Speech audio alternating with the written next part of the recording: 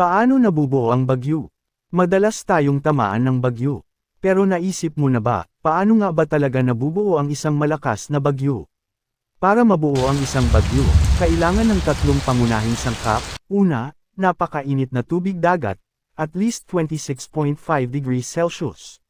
Pangalawa, maraming alinsangan o moisture sa hangin mula sa pag-evaporate ng tubig. Habang umaakyat ang mainit at basa na hangin, lumalamig ito at nagko-condense, bumubuo ng makakapal na ulap.